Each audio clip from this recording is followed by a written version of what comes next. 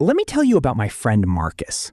Marcus lives in Chicago, and like most Americans, he thinks a dollar is a dollar is a dollar. Simple, clean, reliable. Then Marcus books a trip to Lisbon, walks up to a currency exchange counter, and finds out his crisp $1 bill is only worth about 92 European cents. He blinks. He recounts his money like maybe he miscounted. He didn't. 2 weeks later, he's in Jakarta, and suddenly that same $1 bill turns into over 15,000 Indonesian rupiah. Marcus now feels like a millionaire, and mildly confused at the same time. So here's the question that's going to bug Marcus for the rest of his trip. And honestly, it should bug you too. Why isn't money just money? Why does the exact same piece of paper buy a full meal in one country and barely cover a coffee in another? And why do these numbers change practically every time you refresh the page? Stick with me, because by the end of this video, you're going to understand currency values better than most people who actually work in finance. Let's get into it. Before we talk about why currencies are worth different amounts, we need to talk about why currencies are worth anything at all, because that's actually the weirder question. Once upon a time, humans didn't have money. If you wanted bread, you traded your neighbor 3 chickens for it. This worked great until your neighbor didn't want chickens that week. He wanted shoes, and you didn't have shoes. This problem has a name. Economists call it the double coincidence of wants, but I just call it Tuesday, before money was invented. So humans eventually landed on gold and silver as a middleman. Everybody agreed shiny metal was valuable, so you could trade your chickens for gold, then trade that gold for shoes later. Gold became the universal translator of value. Eventually, this evolved into something called the gold standard, where governments printed paper money but promised that every single note could technically be exchanged for a fixed amount of gold sitting in a vault somewhere. Your dollar wasn't just a piece of paper. It was a claim ticket. Kind of like a coat check, except instead of a coat, you're picking up a small, shiny rock. The gold standard had one major benefit. Governments couldn't just print unlimited money because they only had a limited amount of gold to back it up. It kept things honest in a we physically cannot lie about this kind of way. But by the 1970s, most major economies, including the United States, cut the cord entirely and moved to what's called fiat money. Fiat money has no gold behind it, no silver, no secret vault of anything shiny.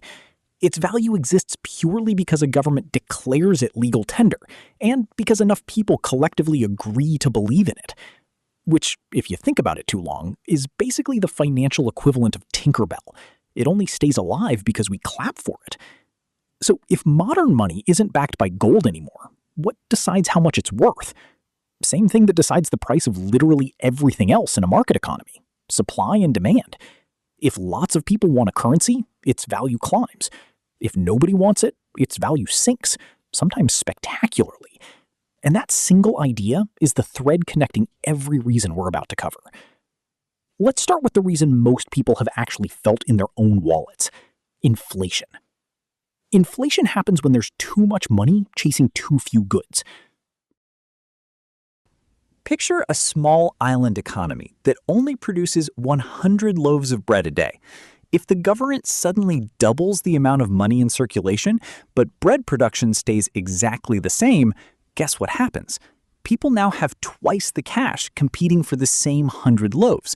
Prices for bread go up, not because bread got better, but because money got weaker. Here's a real one for you.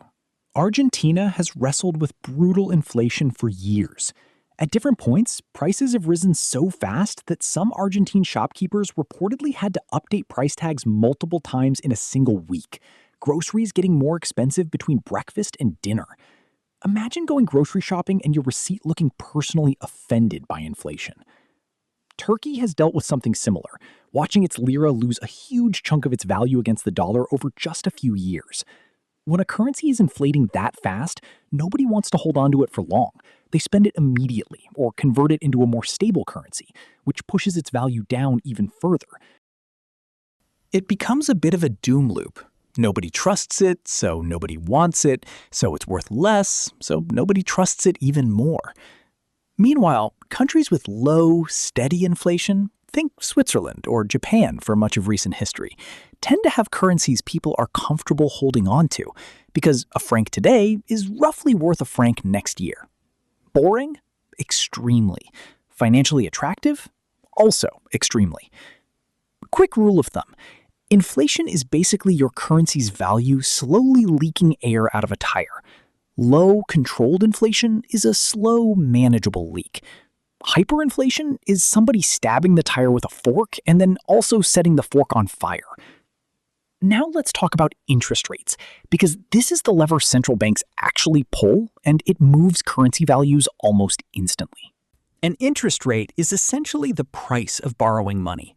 If a bank lends you money at a 5% interest rate, you eventually pay back the original amount plus 5% extra. Simple enough on a personal level. But zoom out to a national level, and interest rates become one of the biggest currency-moving forces on Earth. Here's the mechanism. Say the US Federal Reserve raises interest rates. Suddenly, US government bonds and savings accounts start offering better returns than similar options in, say, the Eurozone. Investors worldwide notice. Why leave your money earning 2% in Europe when you could move it to the US and earn 5% instead? To do that, though, investors first have to sell their euros and buy US dollars. Multiply that by thousands of investors doing the same thing simultaneously, and demand for the dollar spikes. More demand, higher value. The dollar strengthens purely because it suddenly pays better to hold it. This is also exactly why financial markets practically hold their breath every time a central bank chair walks up to a podium. One sentence about interest rates and currencies around the world can swing within minutes. It's less boring economic announcement and more the most anticipated plot twist in finance. But, and this is important, a country can't just crank interest rates up forever to make its currency stronger. High interest rates make borrowing expensive for regular citizens and businesses back home. Mortgages get pricier, business loans dry up, growth slows down, and unemployment can creep up. So central banks are constantly walking a tightrope. Raise rates enough to keep the currency attractive and inflation under control, but not so much that they choke their own economy. It's less a lever they pull whenever they feel like it, and more a dial they nervously adjust while everyone in the economy watches and complains, regardless of which direction they turn it. Let's shift to something less mathematical and more psychological. Trust. When China opened its economy to foreign investment in the late 1970s, international companies rushed in to build factories. But to build anything in China, they needed Chinese currency to buy land, pay workers, purchase materials. That created enormous demand for the yuan, which helped strengthen it and funneled enormous wealth into the country. But investors don't throw money at just any country. They're famously picky, in the same way that one friend everyone has who won't eat at a restaurant unless it has at least 4 stars and a clean bathroom. Investors look for political stability. If a government keeps its rules consistent, stable taxes, predictable regulations, functioning courts, businesses feel safe setting up shop for the long haul. But if a country changes its tax policy every 6 months, nationalizes industries on a whim, or is one election away from total upheaval, investors get nervous fast. And nervous investors pull their money out, which weakens the local currency, sometimes overnight. This is part of why currencies in politically unstable regions tend to be more volatile, while currencies backed by boring, predictable, rule-following governments, again, hi Switzerland, tend to be treated almost like a safety blanket during global crises.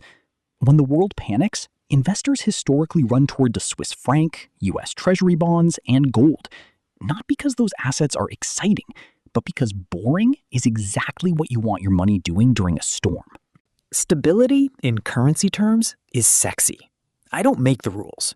Actually, I guess central banks do, but you get the point. Now, let's talk trade, because exporting and importing quietly move currency values every single day.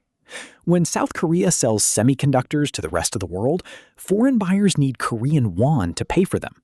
That demand strengthens the won. When South Korea then needs to import oil, it has to spend money buying whatever currency oil is priced in, which weakens the won slightly in that transaction. Multiply this by millions of trades daily, and you get a constant tug on a currency's value based on how much a country sells versus how much it buys from abroad.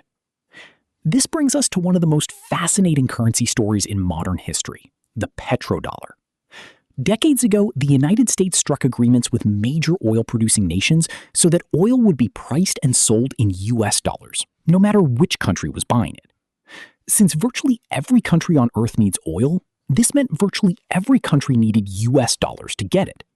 That single arrangement helped cement the dollar's position as the world's dominant reserve currency for decades. Small nations without much to export, on the other hand, often face the opposite problem. A tiny island economy that mostly exports coconuts and tourism photos isn't generating enormous global demand for its local currency.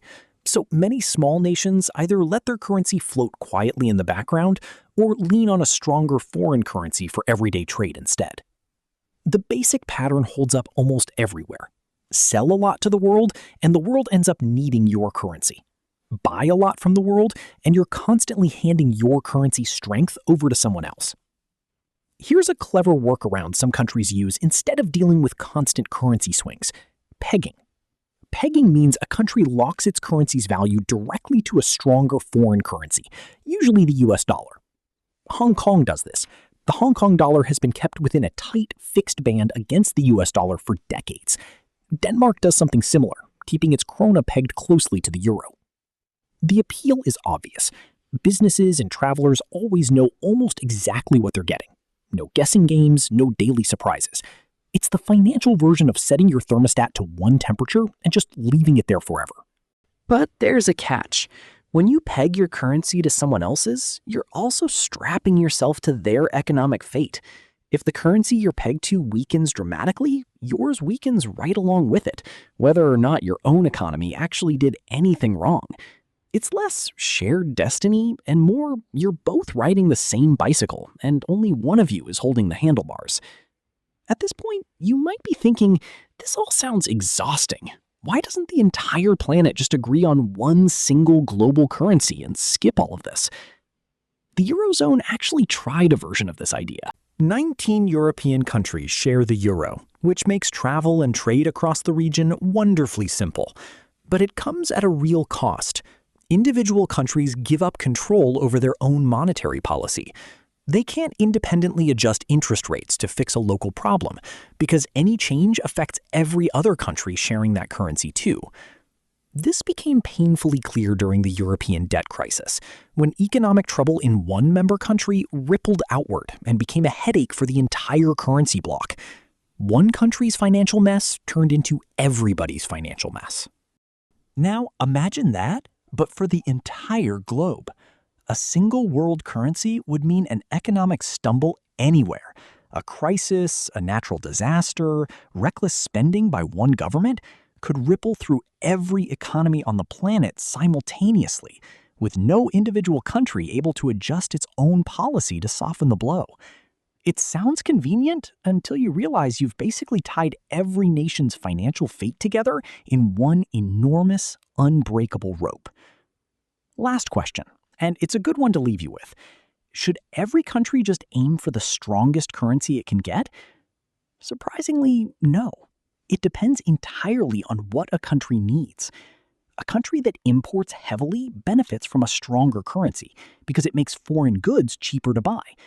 But a country that exports heavily sometimes actually prefers a weaker currency because it makes their products cheaper and more attractive to foreign buyers. This is part of why some export-driven economies have occasionally been accused of deliberately keeping their currency undervalued. Cheaper exports, more sales, more growth. So back to Marcus, standing in that currency exchange booth in Lisbon, mildly annoyed his dollar wasn't worth quite as much as he expected. The truth is, that exchange rate wasn't random. It was the live scoreboard of interest rates, inflation, trade flows, political trust, and investor psychology, all updating in real time, all day, every day, all over the world. Money was never actually equal. It was never supposed to be. It's a constantly shifting reflection of how much the world currently trusts, needs, and wants each individual currency, which honestly might be the most human thing about it. If this helped the exchange rate finally make sense, drop a like, subscribe for more of these breakdowns, and let me know in the comments which currency mystery you want explained next.